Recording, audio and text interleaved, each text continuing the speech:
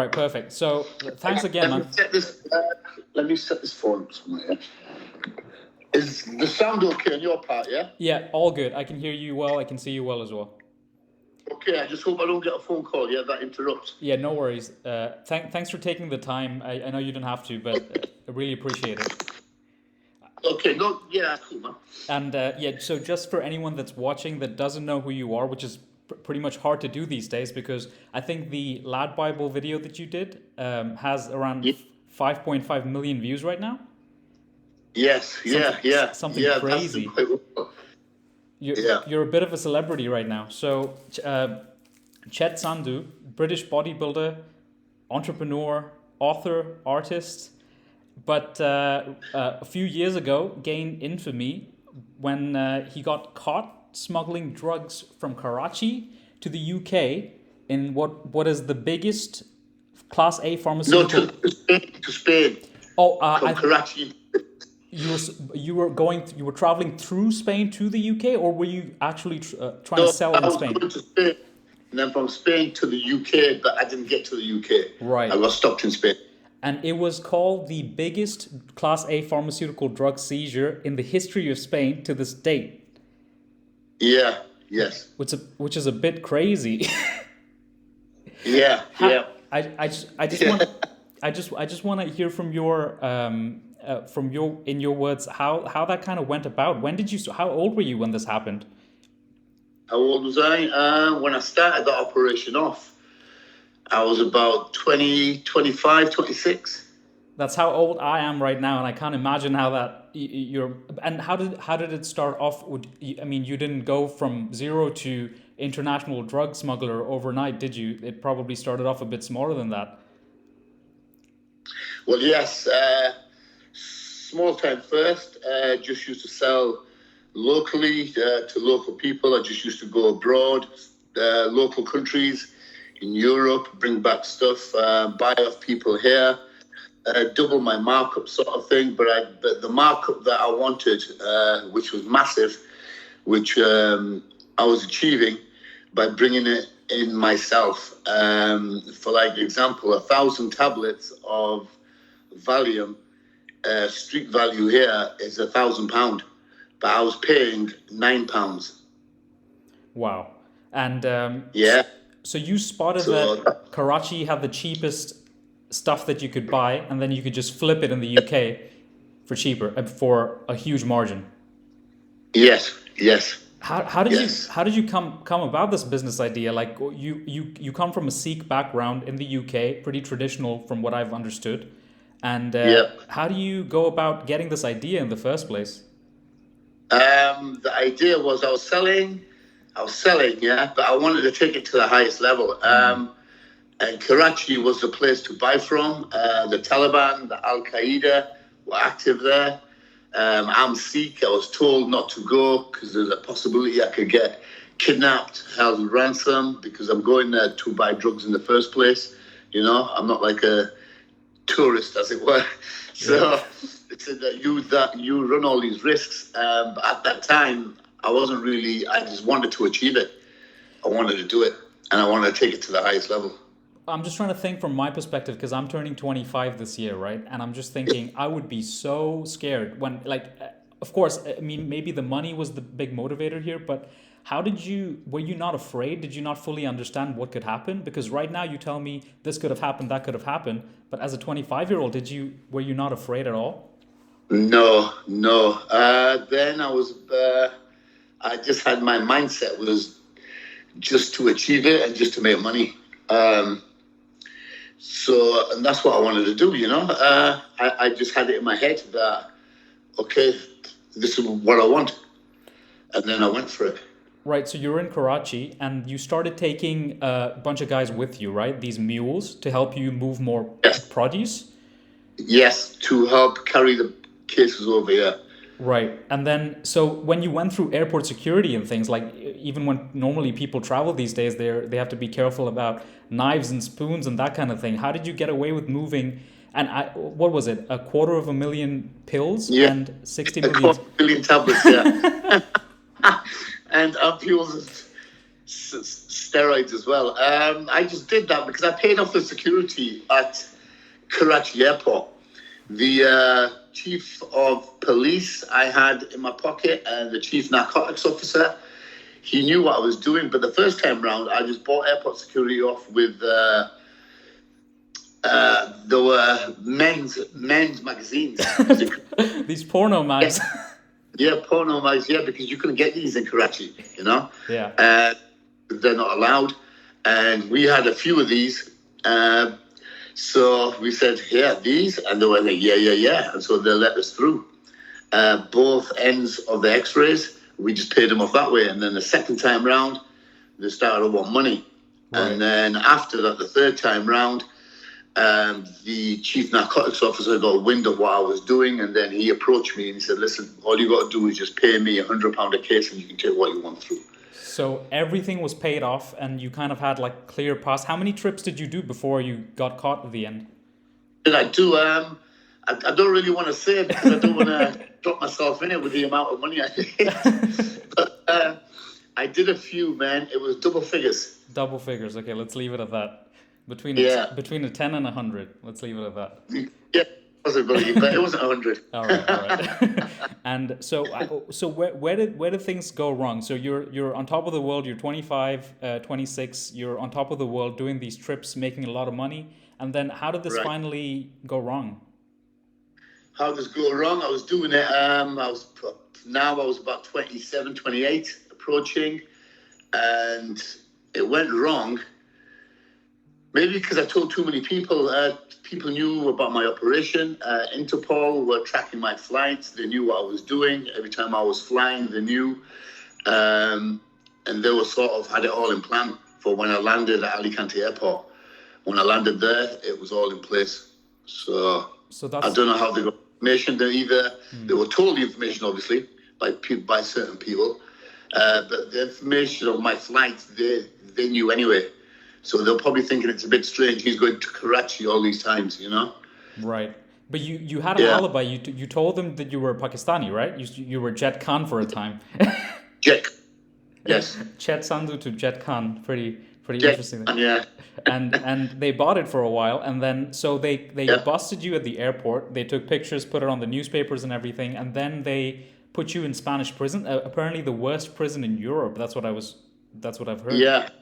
Foncalent is the worst prisons it's the worst prison in Spain, and Spanish prisons are the worst prisons in Europe. So, and I was in the worst wing, cat security, top security, cat A, only about 40 people there. Most of them were there for murder, massive sentences, and over a third of them had AIDS through injecting and fucking each other. And that's where I did the whole of my time in Spain. And when they told you that you were going to prison, at this point, you'd never spent time in prison before, right? When they told you this? I had spent 4 days in Brixton, London. That was when I was 21. That was for fraud.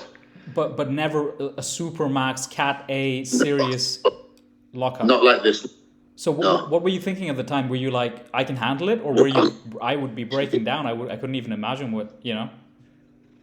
Well, I was hoping I would get bail. I was told I would get bail. I spoke to a solicitor when I got in, but he just wanted to rip me off, take money off me, just fill me full of false promises, blah, blah, blah, saying he'll get me out in a week and all this, but it never happened.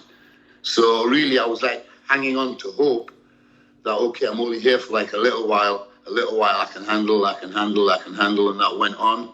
And then it went on for about a month, and then they like come to a realization, okay, it doesn't look like I'm getting out. So it was you and 2 of the people that you brought along with you, right, to carry the stuff? Yeah. But then they put you in Cat A, and the other 2 were in the lower security parts of the prison. So, yeah. Right. So walking into the prison first day, right, when you finally realize that you're going to prison, you're walking into the Spanish prison, you don't speak the language, everything's crazy. And what were you thinking at the time? Did you know how to handle yourself in prison? Did you even imagine this before, that you might end up in prison? Right. It was a thought, yeah. Well, sort of I knew it, you know. I knew it was going to happen. but I just didn't know it was going to happen then. And it was a shock to the system that it's okay, I'm in prison, but it's in Spain as well. It's not even England, so it's like more of a shock. And plus they put me in the worst cells. I'm in the worst wing with all the killers. It was, it was a shock, and I couldn't speak the language, and there was a lot of barriers I had to overcome there, and it was difficult. And that's why I turned to heroin as well. There was a period in there when I first went in. Just to escape from what was going on around you? Going on, yeah. And heroin in prison, like I don't think, I've been watching a lot of these prison experiences and things like that, and it blew my mind that there were so many drugs available in prison. People are selling smack in prison. Yes. But in Spain, how they get it in is easy, because once a month you're allowed a closed visit with family members or your wife, and they can't see it. There's no cameras, there's no nothing. So the person brings in the drugs up their ass, or the women up the fanny, and then they pass it through and he sticks it up his ass. And then when he gets back in the wing, he shits it out. But I mean, it can't be so much that once a month. So I also heard that the people used to chuck things over the walls and... Yeah, over the walls, yes. You get parcels coming over the walls.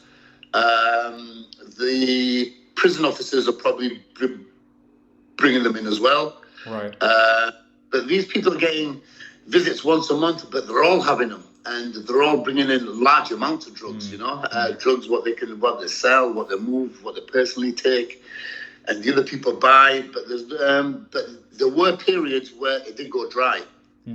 It did go dry, and these dry periods are quite difficult because then everybody's on a rattle and they're all like edgy, and that's when people used to like fight and get stabbed and things like that through the lack of drugs. But the prisons there, they give everybody their pills to calm them all down anyway. You don't need anything wrong with you. You just go and they give you the Valium, they give you methadone, they give you everything just to like keep everybody calm. Right. And what were the cells like in prison? You said you had your own cell, right? Because you were max security. But then you'd also spend time in some other prisons where you had cellmates, and then the toilet was in the cell, and it sounded like grim. Yes. Well, my cell was on its own. It was only small, but like it was on its own. But when you have to share with people, that's difficult because they use your things and they're dirty, and you have to shit together in the same place. Oh. And you're spending a lot of time with them, and sometimes they're not like clean. And it's like not good, and they're wanking in front of you and stuff like that. Well, not in front of you, but you can hear them, right? And they're wanking, they're shitting, they're doing everything in front of you, so it's not nice. So having my own cell was good. That was like a luxury, really, but they have to put people top security on their own in case they killed the other inmate. Right, so you're in there for moving drugs, but then the other people, 40 other people, 39 other people in your... Yeah, yes, they were in for a variety of things, stabbings, armed robberies, big time drug dealers, bringing in like 160 kilo of cocaine from Venezuela into Spain, bringing hashish from Morocco and Algeria into Spain. But these were heavy amounts, sometimes tons. And other killers were in there, people that have like had a small sentence, but they're killed inside in jail. They know they're going to kill again, so they stick them on these wings. So when you're in there, right, and you know that these are the kind of people that you're around, are you trying to fake it? Are you trying to fake it like you're ready to kill someone as well? Or was that already in you? Or what's going through your head right now? What was going through my head was like, was anger, really. I was angry because I was there in the first place and all this had happened. I've lost my money, my divorce. My wife wanted to give me a divorce. The papers came through. I was on heroin. I was fucked up. All these people had AIDS. So I just had it in my mindset, okay, I have to kill as well, if need be. Okay, because I'm stuck here with all the rest of them and I don't want to kill, but if they try and kill me, and then I have to kill them. So there's something that changed in you when you were in prison. Yeah, yeah. Yes, it gave me, it made me more harsh in a way. Mm-hmm. Um, More brutal, more to the point. Don't take any shit. Um, like hardened, it hardens you. But there's other people I've seen go inside and they go the opposite way, where they break down. They have loads of problems and they try to kill themselves and they do this and they do that because they can't handle the place where they're in and the people that are around them. Because I think that's what makes the difference there. It's the people that are around you. If you're around like people in jail who are just in for like small offences, driving offences, this, that, nothing major, theft, them people aren't as bad as the people that I was in with, and it's them people that make it all worse for you. Right, and just to give people an idea of the kind of crazy shit that was going on in the prison, I was just listening to an interview of yours where you said that the AIDS patients or the AIDS prisoners they got to work in the kitchens, and then they used to spit blood into the stews just to try to Yeah. infect other people. Yes, yes. If you had AIDS, you would get a cushy number, so you got a job in the kitchens. But because they had AIDS, they used to feel, okay, I've got AIDS, so I want to give everybody else AIDS. But you can't catch AIDS in that way anyway. Right. So, but blood clots they used to get, coughing up blood, spit it into the food. They were seen doing this. The screws, they didn't care. There was no health and safety there. The meat, they used to pull out the freezer. They used to put it on the floor to defrost, and then the rats used to come, and you could see the rat bite marks in the meat, teeth marks, and we got served that up. So this is how it was, we had to eat the worst of the worst. So, but it's either do that or just like turn to smack and be a zombie like most of the other ones in there. But I had to turn that around. And you coming from a Sikh background, from a British background in a Spanish prison, it's not like you had a crew or you didn't have like a group that you can kind of rally around, right? So you were kind of alone in there. Yes. I was the only Sikh English guy on the wing. Like English people there, they don't really like him anyway. The Right. Spanish, there was people from South America, Spain, the gypsies from there, the Spanish ones, the Romanians, people from Algeria, Morocco, Switzerland, France. There were like South Americans, there was a lot of them, Russians, Germans, but I was the only Sikh English guy there. So really, I couldn't. Who took to me really were like, say, the Algerians and the Moroccans, because at first they thought I was like an Arab. Mm-hmm. They thought I was Muslim, so they approached me, but they knew I was okay. So with them, I was okay. The gypsies as well, because they were all dark-skinned, black hair, and they took to me as well. So it was like only them ones. It's the color of you, what puts you where you are in jail. It's your color. And like, yeah. It sounds crazy and it sounds primitive and animalistic, but to be honest, like when I was listening to stuff that you talked about before you went to prison in the UK around that time, was it the 80s or the 70s when you grew up? Things were also pretty segregated and pretty horrible based on just the color of your skin, right? Yeah. That was just a fact of life back then. Back then, it wasn't illegal to call somebody a black bastard, a packy, to spit on them. It wasn't illegal. It was Tony Blair who came in the 90s and he made that a law that this is not allowed no more. But before that, it was totally legal and fine, and it went on all the time. It was like the norm. The 70s and 80s were really, really rough. People had a totally different attitude.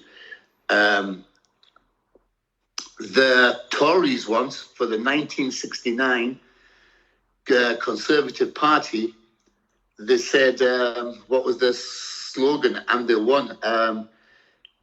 If you want a nigger for a neighbour, vote Labour. Oh my God. That was the slogan. And they got away with that, That was the Conservative Party. slogan for 1969. Look it up. It's amazing, isn't it? That's If you want to I can't believe Labour, that. vote Labour. So they made it rhyme as well, you know. Well, as long as it rhymes, as long as it rhymes.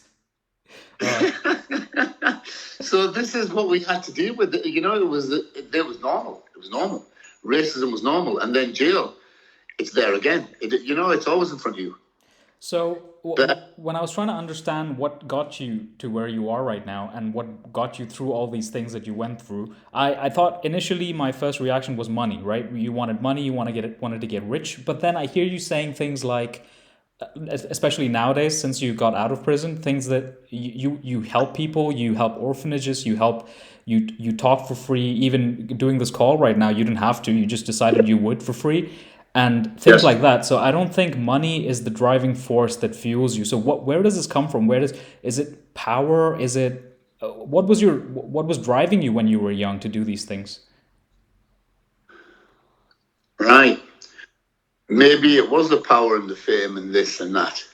You know, the money combination as well. Initially, I think it was all part and parcel of that. It was all like glamour, drugs, money, women. That's everyone's dream at that age, you know. People watch films about it, but I've done it for real. Right. So, yeah. And I enjoyed that. I did enjoy it at the time.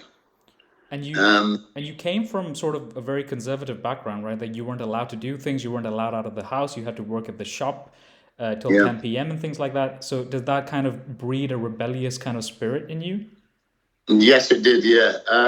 Because my dad was quite strict. He had me on lockdown. I wasn't allowed to go out until I was 21. That was the first time I kissed a girl, you know? And the first girl I kissed, I married her as well. This is how naive I was in, like, sort of, you know, in that world. And then, but once I was allowed out, right, I think I just went maniac because I was on like a leash for so many years. Right. And you let a dog off a leash for so many years, he's going to go crazy, isn't he? Right. And did you have a lot of resentment for your family for keeping you kind of locked up for that time, or? I did, yeah. Afterwards, I did. And at the time, I did because other people were going out. Other people from my age, my friends from school. So they were doing things what I wasn't allowed, you know, and I would just make it work, you know. I was just seen like an extra member of staff, a free member of staff, and that's how it went down. So maybe I didn't enjoy that part of my life. And then when you were in prison as well, you helped out a lot of people, and you said you'd been kind of an outcast when you were a kid because of your stutter, and you were put in the special classes, and what do you think in you makes you kind of look out for the smaller guy, like the Algerian guy in prison? If you could tell that story, I think that's a powerful story. Yes, the Algerian guy. Yes, I do that. Yes, because I've had that shit, you know. So once you've experienced it, you know how that person feels. Yeah. And he'd write, okay, the story, Algerian guy, the one that was gay, yeah? Yeah, and people were picking on him, but you stood up for him, even though you didn't have to. Yeah. What happened with him, he came in, he was on another wing, he had a fight with somebody because he was gay, and he was a gypsy as well. And the story with him, like the gypsies wouldn't accept him because he was gay, and nobody else would accept him because he was a gypsy. So he was on his own, and he was a target, and he was only little. You could see people preying on him when he used to get visits. He used to get nice clothes, bring in drugs. And one guy, a Moroccan, he took advantage of him. He was making him suck his cock, fucked him, raped him. And the gypsy told me about this. He said, listen, he's been doing this to me. And I went, is he? Right, okay.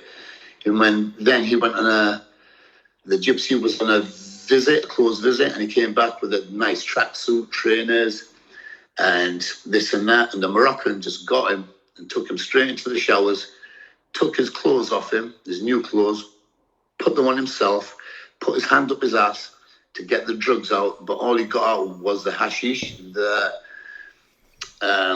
heroin was still up his ass. It was further up, and he couldn't get that. So then he got the hashish, made himself a joint, and he come out of the showers smoking a joint. And the gypsy was in the showers and I went in afterwards. And then he was on the floor, and I said, listen, just put his clothes on, do that. And I said, what do you do? And then he told me, he said, but the heroin's still in my ass. I'm like, right, okay. So everybody knows that the heroin is still up his ass.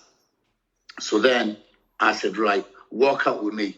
So we walked out in the yard, and everybody wanted that heroin, and because they knew it was still in his ass. But I said, listen, you don't go fucking near him. You don't go near him. And then he was on a association downstairs, but he stuck with me the whole day, so nobody else could approach him. And then once the cells, I said, listen, bang yourself up early, yeah, okay? I went, don't mix with these. But I hung around on purpose because I knew they were going to go to his cell. Because our cells work like this. There's like bars, and that's locked. And then we have another door. So there's 2 doors in our lock. Yep. 2 doors in our cells. But the bars were there, and the other door is not locked yet. And so when association was over, they all ran to his cell, and the Moroccan had him by the wrist, and he was pulling him through the bars. And then I went up, and then he spat on him. And then I went, listen, fucking leave him alone. And he says, why? I said, listen, because as I just said that, he owes me money, and he has to pay me first before anybody else. So then he let go of him. He said, why are you fucking him? I said, no, I'm not fucking him. Yeah. I went, listen, it doesn't matter if I fuck him or not. I said, just fucking leave him alone. I fuck off. So anyway, he got the heroin out of his ass, and he fucking just got stoned and got fucking wrecked. And he did it all in on that night. And then the next day, he told everybody, okay, he's gone, he's wasted, this and that. And then they left him alone, and I walked with him. But other people were telling me, do not walk with him. It doesn't look good, because he's one of them. I said, listen, just fucking leave it, yeah? Okay, I don't want you guys giving him a hard time. So, and then his date was out soon, 2 days later, and then he was out. But that's amazing to me, because you took on a lot of liability and danger, because in prison it's easy to just go, just look out for yourself, and what happens to other people, it's not your business. You can do that if you want to. Guy, there's another story about the Algerian who was in for rape. Right, yeah. Yeah, him as well. That was another one. He was on the lower wings first, and then somebody found out he was in for rape, and then they attacked him, then he had a fight, and so he was sent over to our wing.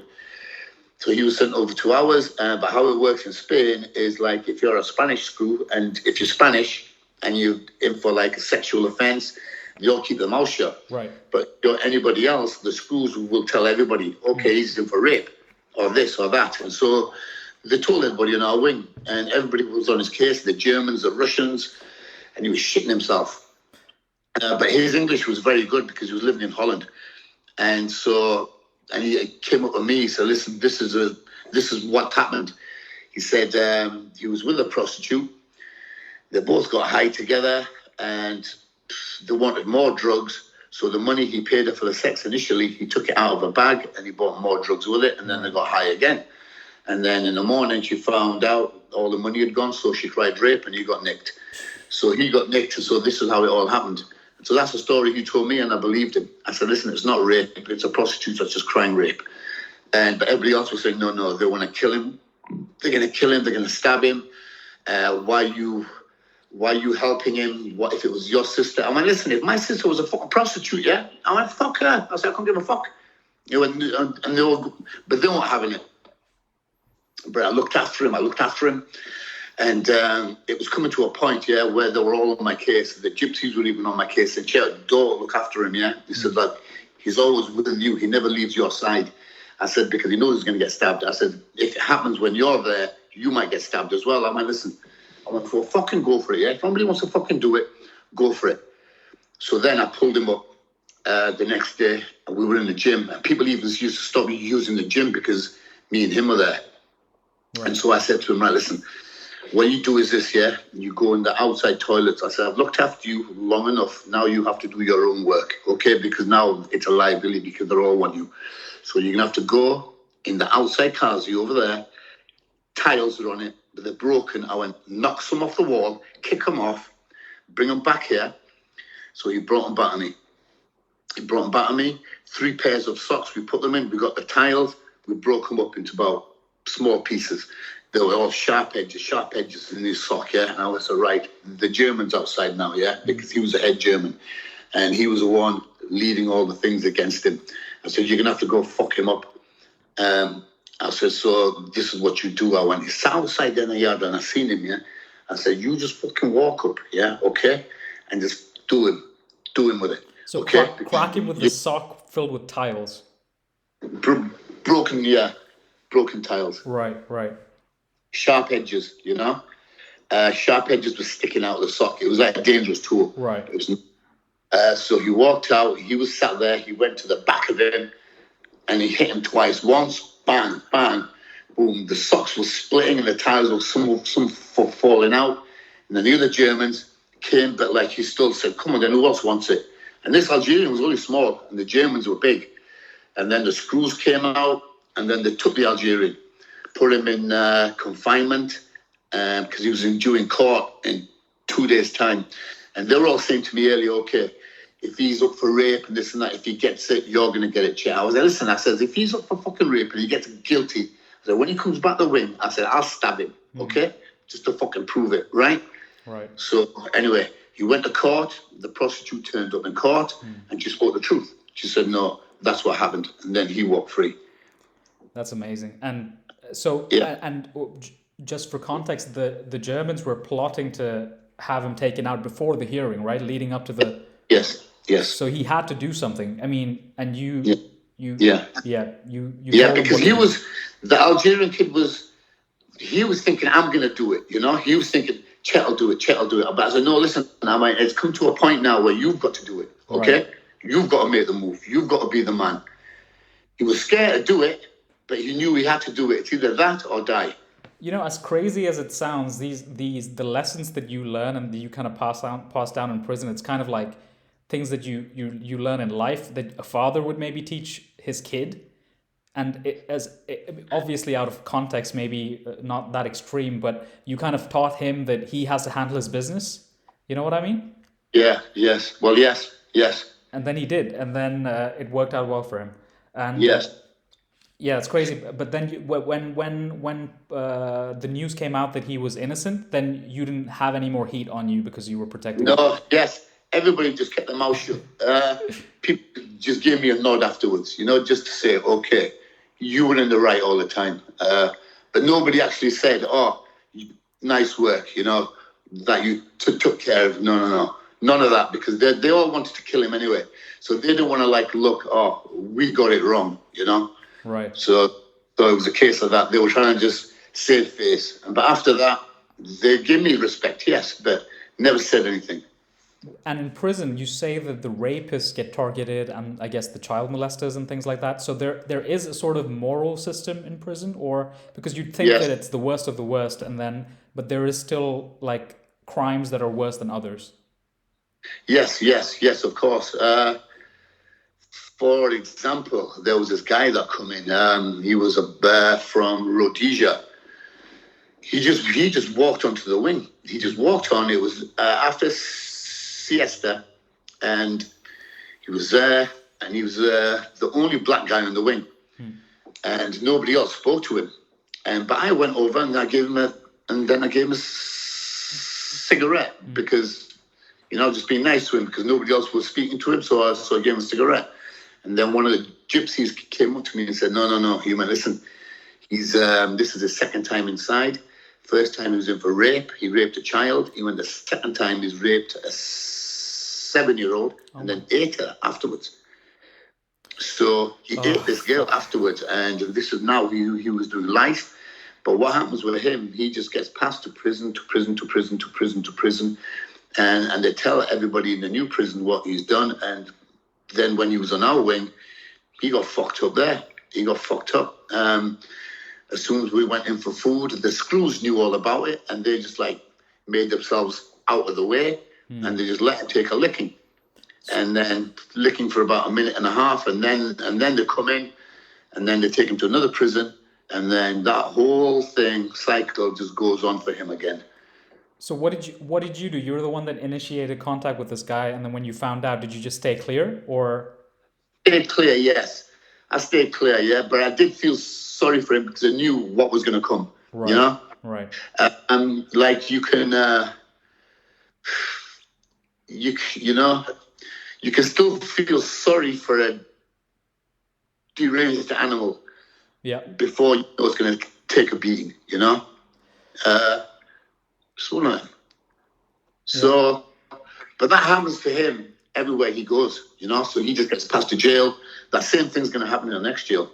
He's going to get fucked up again, until he kills himself, probably. It's interesting to me because you speak from, sometimes when I hear you speak, it comes from a place of empathy and kindness that I don't really see in people that are outside, people that haven't been to prison or accused of these crazy crimes and things like that. You see the good in people that were even there. And Yeah. so in your opinion, are these people that are in prison the worst of the worst that you were in with? Were they just a product of circumstances, or do you think they had something in them that was just innately bad? Because you seem pretty analytical and how you look at these people. Yeah, right. Right. This is like a split situation. There was drug dealers in there who were only in it for the money. There was bank robbers there who just robbed banks, but okay, they got caught. That's their mindset. Then there was other people, Dudu, for example, a Belgium guy. Like, he wasn't a criminal. He was a normal guy. He just went to work on a normal basis. He'd come back. His wife was in bed with another man. He went off it, got a knife, and he killed them both. He killed them both. And so he got a life sentence, And so there's people like that, like these people are different people. They all have different mindsets. And some of them aren't criminals. They're just there through bad circumstances. They haven't got the mindset to kill and be a bank robber because that person knows what he's doing. But these other people, they're just like my other friend. For example, Carlos, he was doing life. He was at a party with his girlfriend. The host took a liking to his girlfriend because she was fit. He didn't like it, got jealous. Cut a long story short, he hit him over the head with a bottle of vodka. They got the body, they took it out to the woods, took it out of the mountains, burnt it. She was with him, but he took the blame because she said she will stick with him through the sentence. I'll do this. And she did come and visit and write, but closed visit, no, she wouldn't have a closed visit with him, which I thought was strange. I went, why does she want to fuck you? When she's obviously got another guy. She went, no, she hasn't. But he kept his mouth shut about her. So he got a life sentence. He got 28 years for the murder and 10 years for burning the body. Jesus.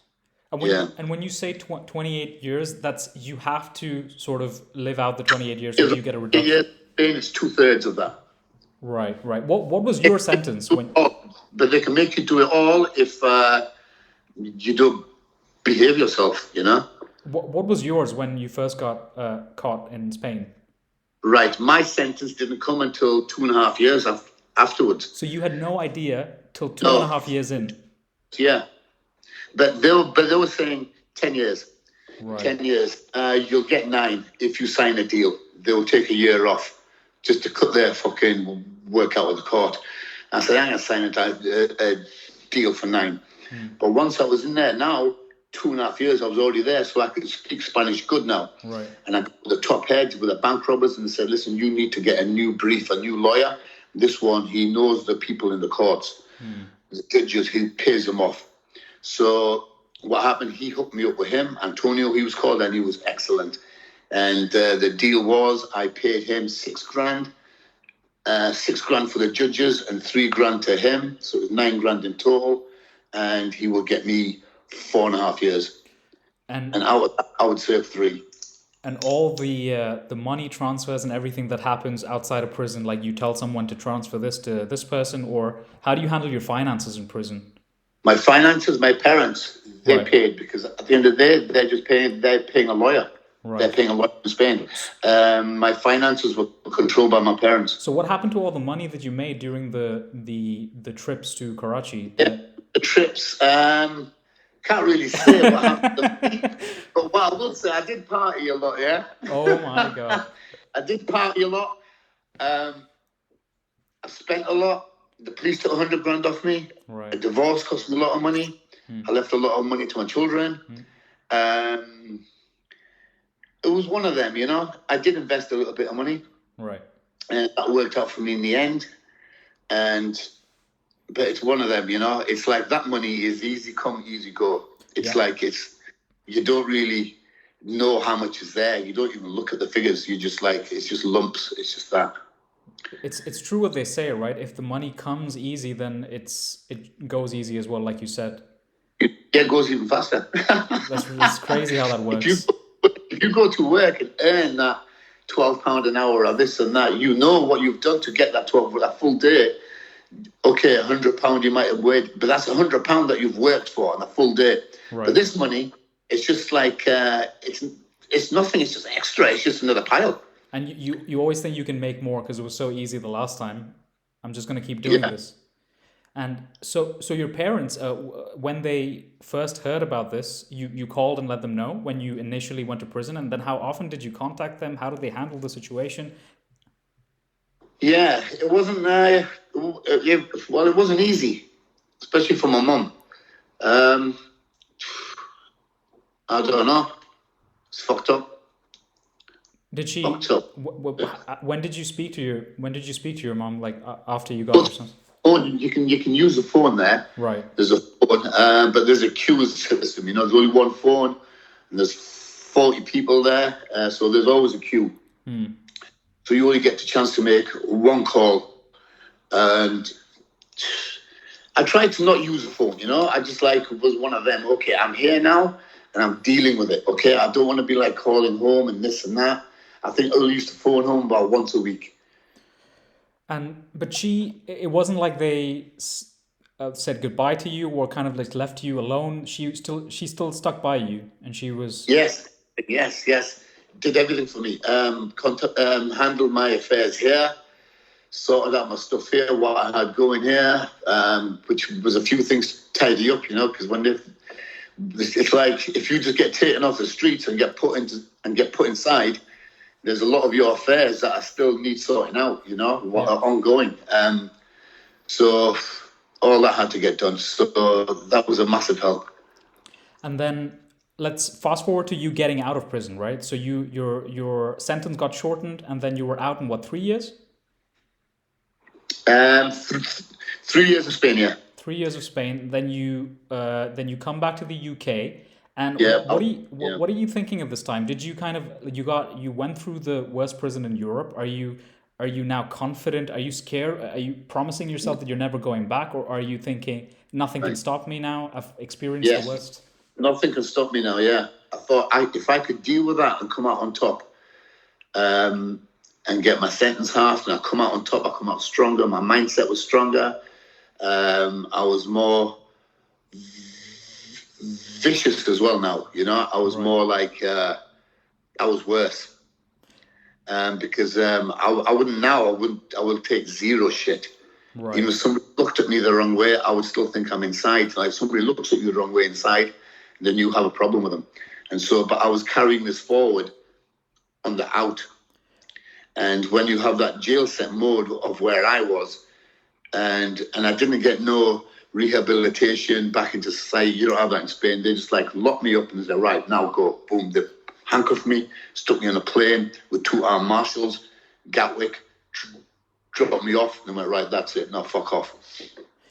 So that mindset, I was still in that mindset. When I was talking to people, I was still thinking I was in jail. If they were rude to me, how would I react to them? Because that jail mindset was hard to get out, and that's the mindset I had, and that's why I got involved with another firm, and we were controlling drugs and prostitution, extortion. That was with a gang, and I was only out about a year, and the police were watching us. There was a big operation, cost them 5.5 million to bring us to court, and we all got jail. And when you get out of jail, especially when you get out of such a dangerous jail, when you interact with other people in your, let's say, line of work, do you carry that bit of respect now that people know that you've been there, and then you're kind of respected even more? Is there that street cred? There is, yes. I know it's wrong, but there is, and that's a fact. You know, you do get that street cred if you've like been there and you've done it and you've done the time, you've done the jail, you've done big sentences in different countries. People do, they do admire that. They shouldn't admire it or respect it. Some people don't. Some people hate it, you know, and then I get a lot of hate off them as well, saying I was there dealing in death by drugs, you know, selling drugs and what I was doing. I was a bad person. I was this and that. But all at the same time I was doing this, I was still helping people all the way along. I didn't hurt no innocents. The only people that got hurt were the people that had it coming to them. And that was my mindset. And that was still my mindset when I was out now. So it was hard to get out of that. And the gang I was involved, it just got worse. Taking cocaine, partying, doing this, doing that, and just got more fucked up. So in your head, anyone that you might have had to hurt or kind of step over in your path were people that kind of signed the terms and services agreement. They said, I know what I'm signing up for, so this is part of the deal. So they had it coming. Yeah. And any collaterals that would weigh on your conscience.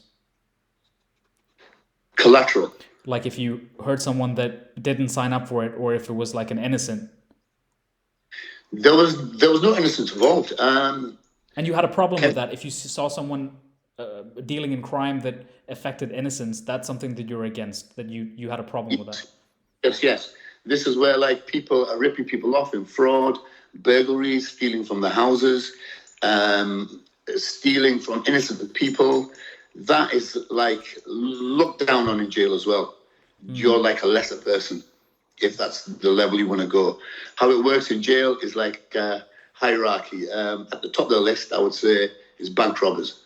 They're always at the top. Second are the big time drug dealers. And then you go down the list. When it comes to killers, it's like it depends where you are, because it depends who you've killed and why you've killed them and how many you've killed.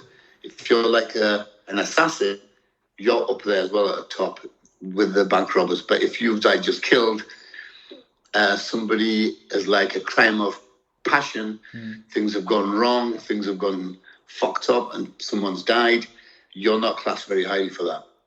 That's crazy that there's a hierarchy. They respect the skill and the difficulty and the smarts that got you into the prison as well, not just the crime itself, you know? Yeah. And so the people in prison, they also had sort of a sense of right and wrong. I also wanted to ask you, like, I debate this with my friends a lot, and I just wanted to know your perspective on it. Do you think human beings, like all of us, we kind of are programmed with an innate sense of right and wrong? Or do you think it's fully conditioned? Okay, the people that you've interacted with. A sense of right and wrong. Okay. I think it differs from different people. You know, people think like this is right and you shouldn't do this, you shouldn't do that. But I just don't give a fuck like about anything about the law. I don't like to abide by laws. I hate like when people. I hate being told what to do. I hate like authority telling me what to do. I have a thing against that. Right.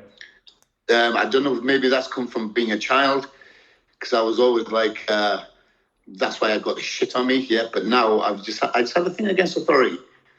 From the teachers that used to fucking with shit to me, the screws in jail, the police, how they harass you, make things. It's like authority. What like I'm against.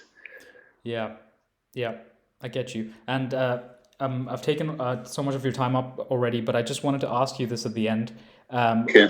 I know that you have a son that you're very proud of. That he's doing really well. He's has a master's in ancient history, I've heard. Yeah. Yes. And I just wanted to ask you, as a father now, raising a kid in this world, I mean, the world outside is probably very different from the world inside, but a lot of the life lessons that you learn, it remains the same, you know, it's just extremes of human nature, right, that you see. So yeah. When you raise a kid in this world, what do you teach them? I mean, of course, all the lessons that you've learned came from within the bars, right? Yeah, let me explain this one. I've got 4 children. Right. I've had 6, 2 have died. The three, I'm in contact with one from my previous marriage, my oldest daughter.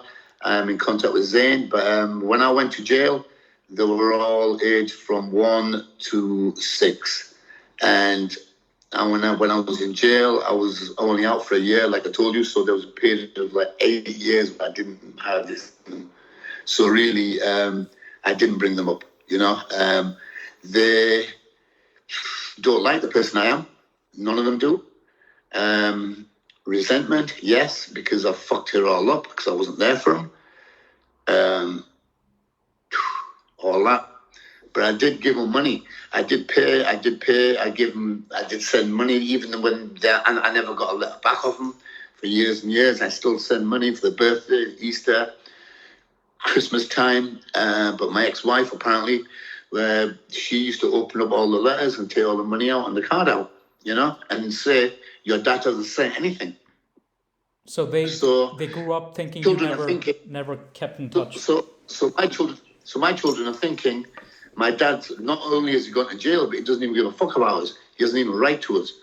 But I was writing to them. But they won't get in the letters. They won't get in the cards, you know, because my ex-wife was stopping it all. Do they know this now? My daughter does now, yes, because I told her. Right. And your relationship is better now with him? Yes. That's good, man. That's really good. I feel it never will be.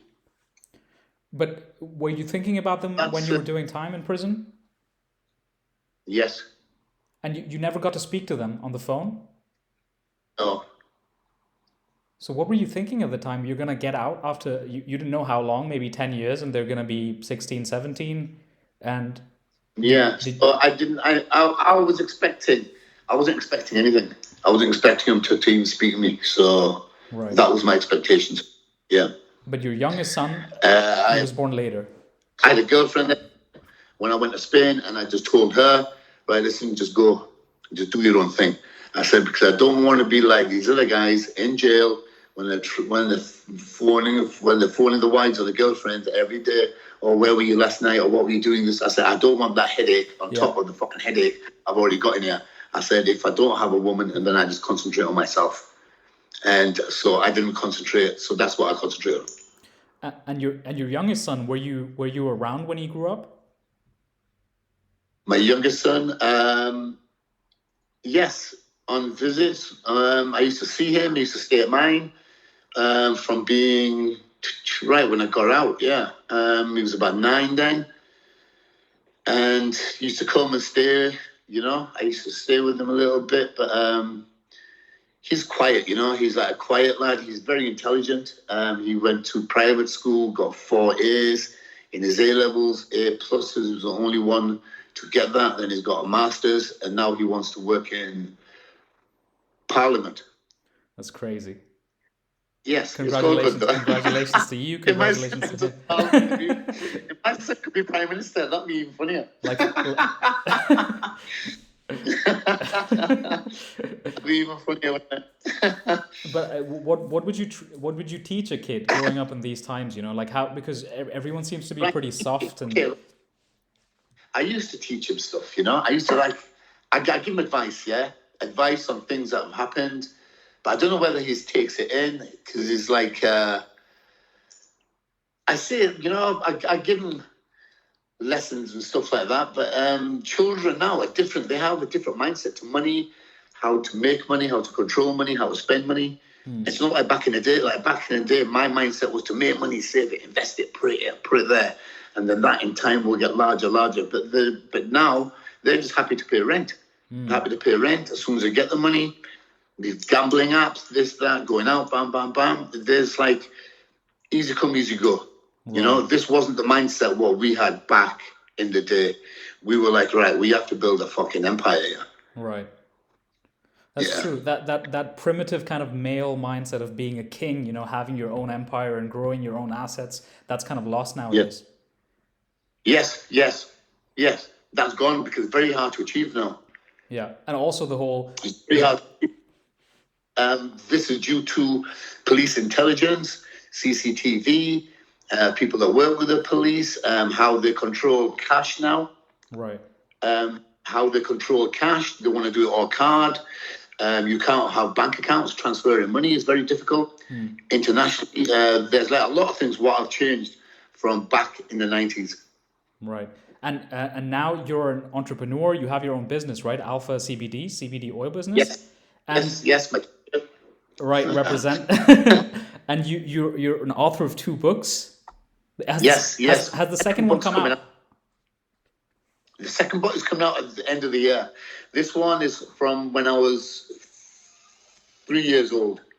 Wow. So it's about my life from then and how I had it, which is a good read. A few people have had a read of it, and they says it's not what they thought it was going to be, because it's really emotional.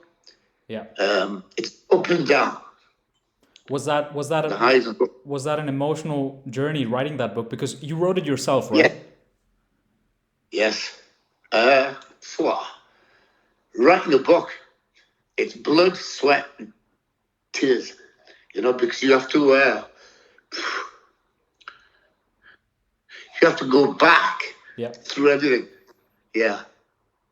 All that dirty laundry, all the closets that were locked for so long, you have to open them up and kind of dig through them, right? Yep. Yeah. And writing it was hard, and then reading it back was even worse. Because then I had to read it back to make sure everything was right. 3 times I had to read it back, which is a nightmare. But I read it back. Other people really, really, really enjoy it. They say it's addictive reading. And then, wow, what a story. Netflix want to do a series on me as well. Oh, that's amazing. After this because they're saying your story is original. And so I can buy this book right now on Amazon. It's available. Oh, this is my first book. You can buy it. But the first book is just about my sentence in Spain. It's only 25,000 words. The novel I've done now is 120,000. And when will that be available? We're looking for November, December launch. Perfect. That sounds good. I really want to get my hands on that one. And okay. And anything else you wanted to share? And Alpha CBD, is that? Do you guys have anything in Germany? Yes. Or because that's where I am right now. I'm in Germany right now. Is that available here or? Am I what? Sorry. Is Alpha CBD available in Germany or is that just in the UK? It's available in England. Since Brexit, it's very difficult to post anything outside. Right. Because they want 33% taxes on it.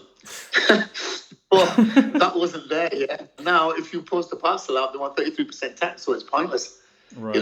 Like you can't give a third of the money away. You aren't going to make anything. Right. So this is what Brexit has done. Brexit is a piece of shit. I don't know why they even want it out of you. Sometimes it's like these people don't even know what they're doing. But I think you can, in Germany, CBD, but my CBD is really good.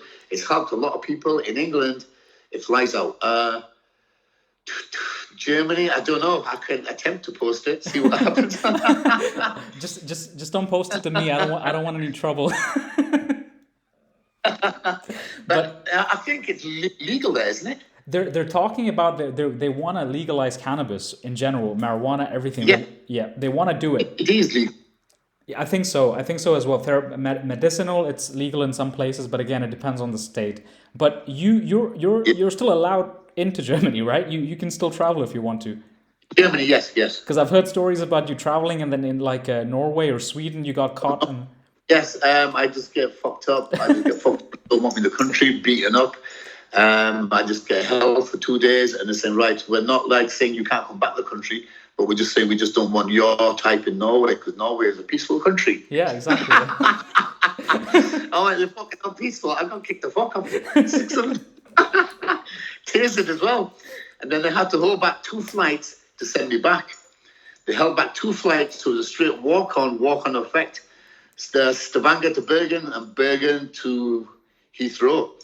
And so all these flights are held back for 45 minutes and 2 armed marshals had to clear the back 12 seats so I could go on the flight.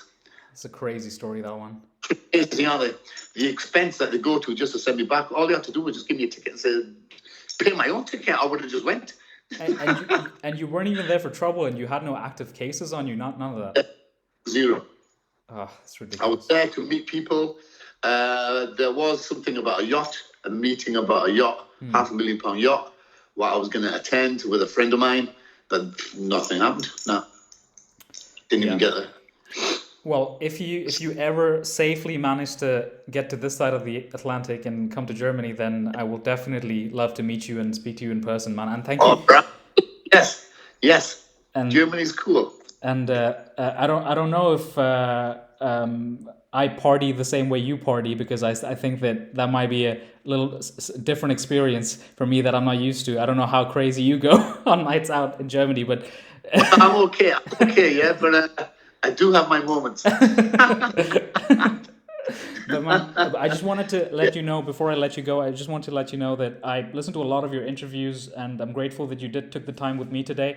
And I've learned a lot as well from things that you went through, because you can only learn so much from like textbooks and things. You have to kind of read about experiences that people had and have experiences yourself.